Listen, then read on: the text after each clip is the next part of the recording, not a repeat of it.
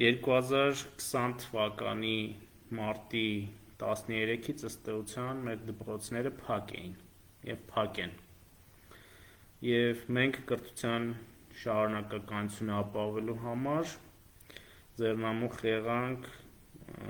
շատ բարդ փոփոխությունների, բայց համակարգը եւ ծնողները եւ ուսուցիչները եւ աշակերտները շատ դրական արձագանքեցին եւ մենք անցանք հեռավար կրթության ապահովելու համար կրթության շարունակականությունը։ Իսկ կրթության շարունակականության ապահովումը ցանկացած համակարգի կենսական անհրաժեշտություններից է, որովհետև երբ կրթության գործընթացում ընդհատումներ են լինում, հետագայում դրանք լրջագույն խնդիրներ են առաջացնում, որովհետև այդ բացերը արդեն դժվար է լրացնել, դրա վրա կուտակվում են նոր գիտելիք, որը պետք է ամրապնդվի ունենալով հիմքը նախկին կուրսերի կամ դասարանների, եւ երբ որ այդ հիմքը չկա, ապա սև խոռոչի նման նոր գիտելիքը, որ լցվում է, գնում է այդ սև խոռոչով եւ կորմ է, այսինքն եթե մենք ընդհատում ենք ունենում, ապա հետագայում վերադառնալ նորմալ կրթական գործընթացի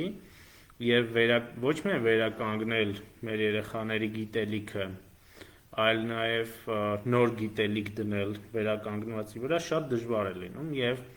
այդ առումով ուրեմն մեզ հաջողվեց անցած կիսամյակում, անցած տարվա ուսումնական տարվա վերջում ապահովել կրթության շարունակականությունը։ Հիմա գալիս է սեպտեմբերը, երբ որ նոր ուսումնական տարին պետք է սկսվի։ Եվ մեր ընդհանուր դիտարկումները այնպիսին էր, որ ծնողների գերակշիռ մեծամասնությունը ցանկանում են, որ դպրոցները բացվեն։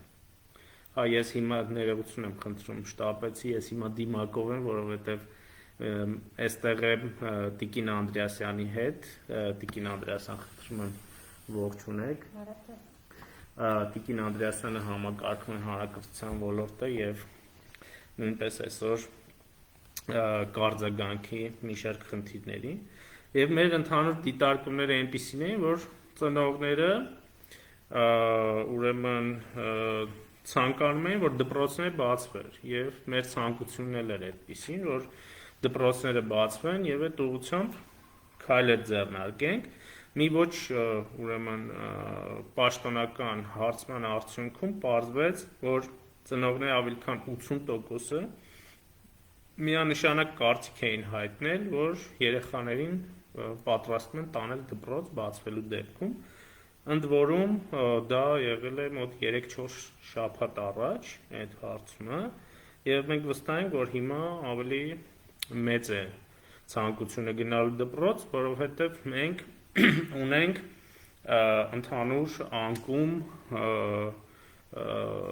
ընդհանուր անկում ունենք COVID-ով վարակվածների թվի, եւ դա շատ լավ է, բայց մենք ուրեմն դպրոցների բացմամբ եւ բուհերի բացմամբ չպետք է նպաստենք, որպեսզի այդ թիվը ավելանա, որովհետեւ եթե ավելանում է, մենք այնպիսի մի իրավիճակ ենք ունենում, որ կարող է կարճ ժամանակ հետո թվերը այնպես վերելք ապրեն, այդ թվերը այնքան ավելանան, այդ կորը այնքան վեր թռնի, որ ուրեմն մենք ստիպված լինենք նորից դպրոց փակելու, եւ դա շատ մեծ խնդիր է ընդհանուր կրթական համակարգի համար, այդպես բացել, փակել, անցնել արկայի, հետո նորից հեռավարի, եւ մենք ամեն ինչ անում ենք, որպեսզի դա թույլ չտանք եւ թույլ չենք տալու, եւ մեր խորին համոզումն է, որ ըստ էության, եթե մենք կանոնները պահպանենք, ապա մեր երեխաները կստանան նորմալ կրթություն, մեր երեխաները չեն հիվանդանա,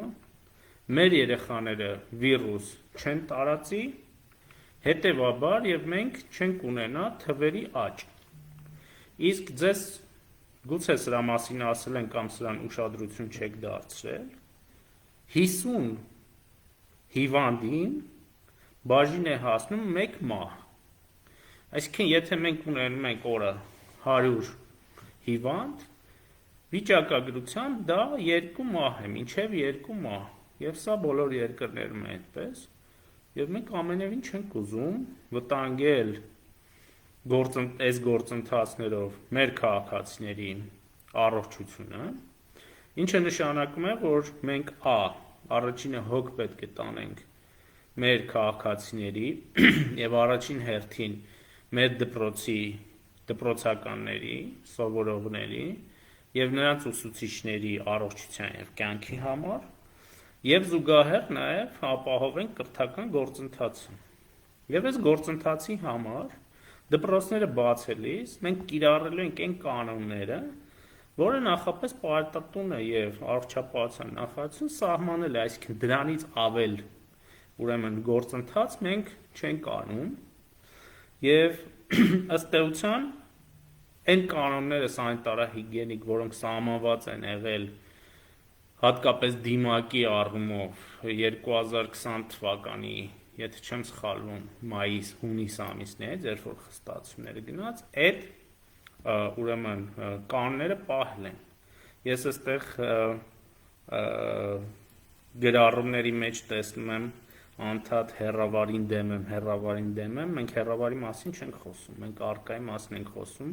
և ամեն ինչ անում ենք, որ գնանք առկայով և բոլոր այս ինչ որ կասեմ և բոլոր այն կանոնները ինչի մասին կասեմ, հենց նրա համար են, որ մենք առկայով նորմալ դասընթացը իրականացնենք։ Իսկ որոնք են այդ կանոնները։ Ախտահանում, սոցիալական հեռավորության պահպանում և դիմակների որակյալ կրում։ Հիմա մենք տեսնում ենք, որ դիմակների հետ կապված կան որոշակի անհանգստություններ, շահարկումներ և այս շահարկումներն էլ այդպես տարբեր խմբերի են բաժանվում, ծայրահեղից մինչև քաղաքական շահարկումներ, մի անպատասխանատու падգամավոր կա, որ ասում է շպրտեք ձեր դիմակները, ոնց որ ինքն է պատասխան տալու հետագայում վիրուսի տարածման և ուրեմն մահերի համար և այսպիսի բաներ կան։ Հիմա մենք այս կանոնները պահում ենք և կանոնը պահելուց հետո մենք արձանագրում ենք, որ վիրուսը չենք տարածում, իսկ ուրեմն ուսումնասիրությունները ցույց են տալիս, որ երեխաների մեծ մասը ուրեմն ասիմպտոմ է հիվանդանում, իհարկե նրանց մեջ էլ հիվանդություններ լինում են, ցավոք սրտի շատ փոքր տոկոս, բայց նաև այլ ելքով հիվանդությունը կա և այս կանոնները պահելու դեպքում 95%-ով մենք ապահովագրում ենք մեզ բոլոր տեսակի տարածումներից։ Իսկ քանի որ երեխաների գերակշիռ մեծամասնությունը ասիմպտոմ են տանում, մի վտանգ կա, որ նրանք տանելու են այս վիրուսը և վարակեն իրենց տանեցիներին, հայրիկ-մայրիկներին, տատիկ-պապիկներին, որոնք շատ ավելի ծանր են տանում այս հիվանդությունը։ Հիմա այս կանոնները պահելով մենք ըստ էության շատ մեծ հավանականությամբ, 90 և ավել տոկոս հավանականությամբ կանխարգելում ենք վիրուսի տարածումը։ Մեզ սա պետք չի, մեզ սա է պետք, որ վիրուսը չտարածվի և մենք նորմալ կրթական գործընթաց իրականացնենք։ Հիմա ասում են, որ երեխաները երկար չեն կարող դիմակ կրել։ Մենք սա իհարկե հաշվի ենք առել և դասացուցակ այնպես ենք կազմել, որ երեխաները համեմատաբար նախորդ ուսումնական տարվա, իհարկե չհաշված մարտ ամիսը, երբ դպրոցում դասեր չեն եղել, կարճ են մնալու, դպրոցում կարճ ժամանակով են մնալու, տարրական դպրոցում դա մինչև 3 ժամ է, միջին դպրոցում 3-4 ժամ է, և 3-4 ժամ, և ավագ դպրոցում մինչև 5 ժամ է։ Այսինքն մենք դասացուցակը 5 ժամ ի նկատի ունեմ 60 րոպեանոց ժամ, այլ ոչ թե 10։ Դա մոտավորապես առաջին դասարանում կգա 3-4 ժամ, հա, 2-3 ժամ, 3-4 ժամ, այնտեղ միջինը 4-5 ժամ և 5-6 ժամ։ Մենք դասացուցակները կազմելիս սրա մասին անպայման կխոսենք, այսինքն մենք այնպես ենք անելու, որ այս առումով դիմակի կրումը երկար չլինի, բայց այս բայցը ուզում եմ շատ ուշադիր լսենք, որ մենք ուսումնասիրել ենք նաև առողջապահության համաշխարհային կազմակերպության ցուցումները երեխաների կողմից դիմակները կրելու առումով, ընդ որում այս ցուցումները նրանք անում են UNICEF-ի հետ համատեղ, եթե չեմ սխալվում, UNICEF-ի համար, որովհետեւ UNICEF-ը տարածի ուրեմն բոլոր անդամ երկրներում այս ցուցումները դպրոցները բացվելիս, որովհետեւ հիմա ամբողջ աշխարհը կանգնած է այդ խնդրի առաջ, շատ երկրներ մտածում են բացեն, չբացեն, ինչպես գործենք, ինչպես անենք կամ չբացենք, այսպիսի խնդիրներ են իրենց առջև դնում և որպեսզի կանոնները հասկանալի լինեն և ընդհանուր հետազոտություն լինի կամ առողջապահության համաշխարհային կազմակերպության ցուցումները լինեն, ասում է, որ 0-ից 6 տարեկան երեխաների համար դիմակ կրելը չի խրախուսվում, չպետք է կրեն, 6-ից 11 տարեկան երեխաների համար որոշակի պայմաններ է առաջ քաշում, ընդ որում այդ պայմանները կապված են ընդհանուր սանիտարահիգիենիկ իրավիճակի հետ երկրում և այնտեղ արդեն խրախուսվում է և ըստ իրավիճակի նաև պարտադրում է 12-ից ավել տարիքի երեխաների դիմակ կրելը, բայց 6-ից ավել երեխաների համար դիմակ կրելը ըստ էության նշված է, որ նույնպես խնդիր չի առաջացնում և որոշ դեպքերում, եթե կա սանիտարահիգիենիկ և համաճարակային լարված վիճակ, ուրեմն այդ դիմակը պետք է կրել։ Մենք իրականում հիմա ունենք այդ լարված վիճակը և երբ որ Պարետատունն ու առողջապահության նախարարությունը սահմանել են կանոնները, նույնպես եղել է լարված վիճակ։ Հիմա մենք հետևում ենք իրավիճակին, մենք ինքներս ուրեմն առաջարկներ ենք անում կանոնների ուժեղացման, թուլացման, փոփոխման հետ և ծնողներին և ուսուցիչներին պետք է ասեմ, որ այդ լարված իրավիճակի թուլացմանը զուգահեռ թուլանալու են նաև կանոնները և կարող է ստացվել մի իրավիճակ, որ մենք ամեն շաբաթ կարող ենք նոր ուղեցույց հրապարակել և թուլացնել դա, բայց անպայման պետք է ուրեմն հետևենք, կարող է նաև որոշ դեպքերում ինչ-որ թվերի աճ ունենանք և անպայման հետևենք իրավիճակի զարգացմանը և ուրեմն ըստ դրա որոշումներ կայացնենք։ Հարգելի գործընկերներ, սիրելի ծնողներ, ուսուցիչներ, COVID-ը ամբողջ աշխարհում է և սա չարիք է ամբողջ աշխարհի համար և սա պատերազմ է ամբողջ աշխարհում և մեզ համար, ճիշտն ասած, և հիմա անկեղծ պետք է լինեմ, շատ տարօրինակ է որոշ մարդկանց, այդ թվում նաև ծնողների, այսպես քամահրական վերաբերմունքը այս կանոններին, դա նույնն է, որ այսպես պատերազմի ժամանակ զենքերի ընտրության, չգիտեմ, մարտավարությունների և ինչի քննարկում լինի հենց պատերազմի թեժ պահին, ինչը լրջագույն խնդիրներ կարող է առաջացնել մարտի դաշտում և հիմա այս վերաբերմունքը և որոշ դեպքերում այդ քամահրական վերաբերմունքը կարող է լրջագույն խնդիրներ ստեղծել դպրոցներում և դուք ձեր այդ վերաբերմունքով կարող է ստեղծեք մի իրավիճակ, երբ այս անկումը թվերի նորից սկսեն թվերը աճել, ինչը պետության այսպես պարտավորությունն է դա թույլ չտալ, եւ մենք դա թույլ չենք տալու։ Եվ որպեսզի թույլ չտանք, մենք միասին պետք է շատ ուղիղ միմյանց աչքերին նայենք եւ ասենք, որ ձեռքի բռնած, չէ, հիմա մի քիչ վտանգավոր է ձեռքի բռնած, բայց ուսի տված էլի վտանգավոր է, հեռավորություն պետք է պահենք, միասին առաջ ենք գնալու, հաղթահարելու ենք համավարակը եւ միաժամանակ ապահովելու ենք մեր երեխաների կրթական իրավունքը եւ ուրեմն կրթության շարունակականությունը։ Սա միանշանակ է։ Եվ սա պետք է միասին անենք եւ դրա համար փորձենք մեկս մյուսին օգնել։ Եվ միայն օգնությամբ կարող ենք առաջ գնալ։ Եթե պատերազմի ժամանակ մի գունդ կամ մի վաշտ թողնի եւ մարտադաշտից գնա, դա մյուսների համար լրացուցիչ խնդիրներ է առաջացնում։ Կամ սկսեն այսպես տարբեր քննարկումներ հենց պատերազմի ժամանակ։ Եթե քայլերը սխալ են լինում, պատերազմից հետո քննարկում են եւ այսպես պատասխանատուներին կանչում են հրապարակ կամ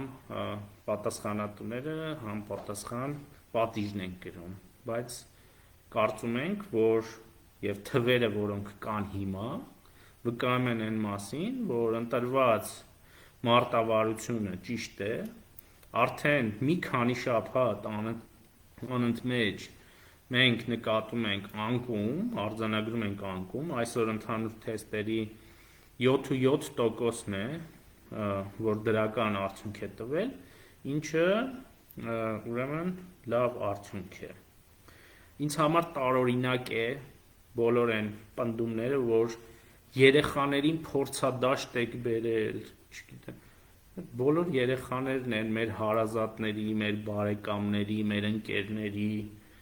այս նախարարության աշխատողների բոլոր երեխաները դպրոցներում են եւ առնվազն չգիտեմ ինչ մտքի մարդ պետք է լինի, որ ասեն, որ երեխաների վրա փորձեր է կանում։ Մենք ուզում ենք ապահովել մեր երեխաների իրավունքները, իրավունքների պաշտպանությունը, կյանքի, առողջության, բայց նաև կրթության, եւ մենք թույլ չենք տա որևէ շահարկում այս առումով։ Եվ լինել ենք շատ խիստ այդ առումով, եւ այդ կանոնների պահպանումը միասին թույլ է տալու, որ մենք ընդմիշտ հրաժեշտ տանք կորոնավիրուսին կամ զրոյացնենք դրա կամ զրոյին մոտեցնենք դրա ազդեցությունը։ Դրա համար սիրելի ծնողներ, մենք դպրոցներում այդ կանոնները պահելու ենք, բայց նաեւ ձեզանից կպահանջվի մի շարք ջանքեր, նախ շատ կցանկանանք եւ կխնդրենք, որպեսզի ծնողները համագործակցեն ուսուցիչների հետ, անպայման համագործակցեն ուսուցիչների հետ, որովհետեւ ուսուցիչ եւ մանկավարժական համայնք եւ ծնողական համայնք համագործակցություն անելիս համագործակցության դեպքում մենք ունենում ենք շատ լավ արդյունք, եւ երբ որ երեխաները օրինակ վերադառնում են տուն, անհրաժեշտ է որպեսզի դուք տանը օգնեք երեխաներին ամրապնդել են գիտելիքը, այս ուրեմն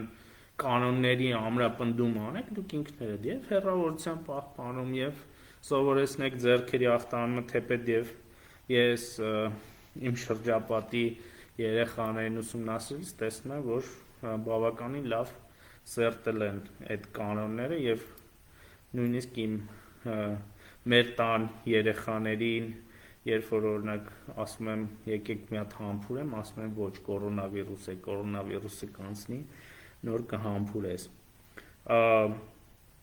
Խնդրում եմ, որ անպայման հետևեք ձեր երեխաների անձնական իրերին, որպեսզի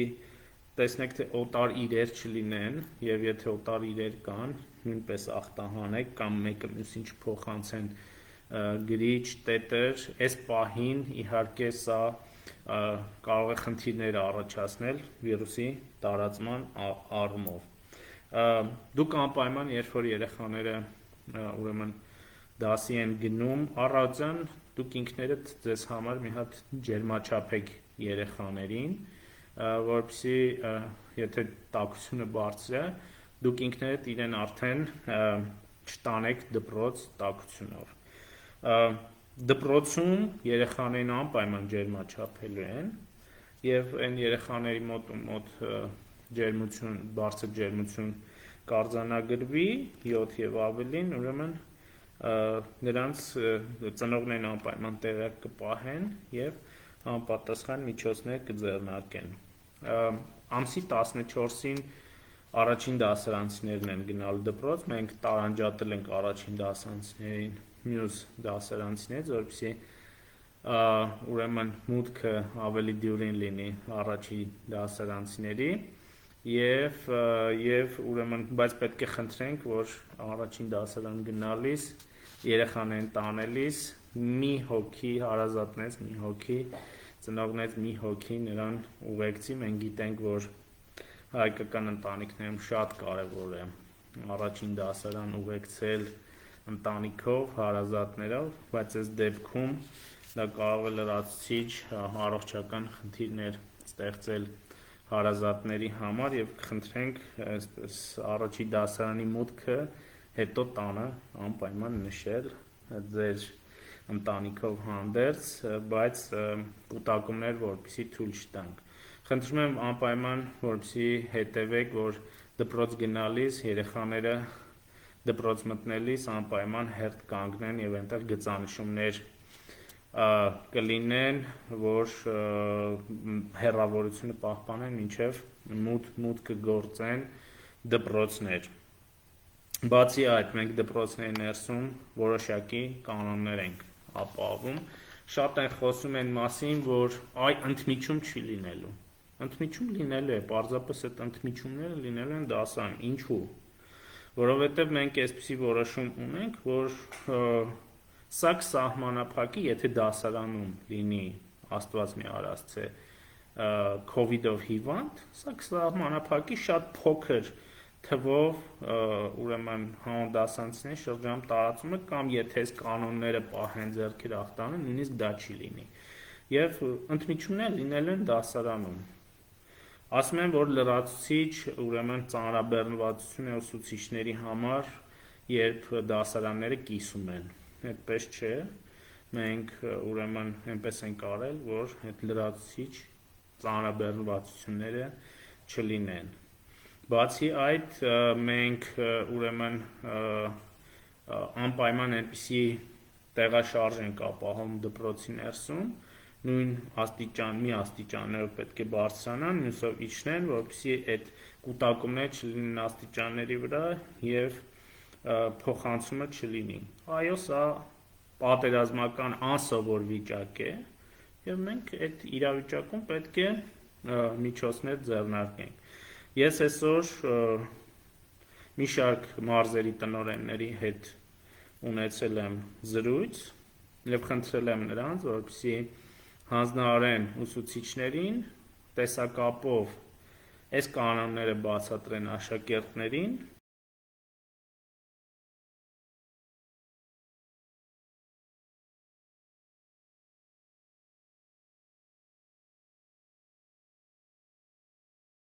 մեզ գրում են ուսուցիչները, որ ասում են, որ հիմնականում այս կանոնների հետ կապված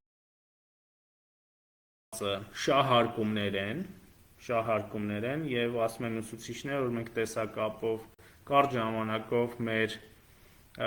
աշակերտների հետ զրուցել ենք եւ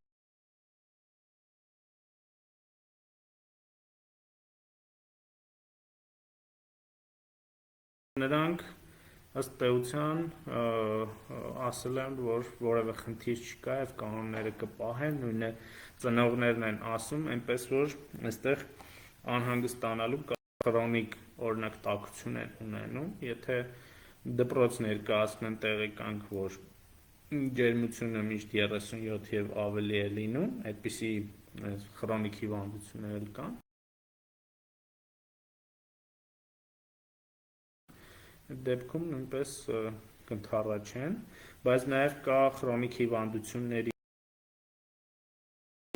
մի խումբ, որը առողջապահության նախարարությունն է սահմանել, որոնց դեպքում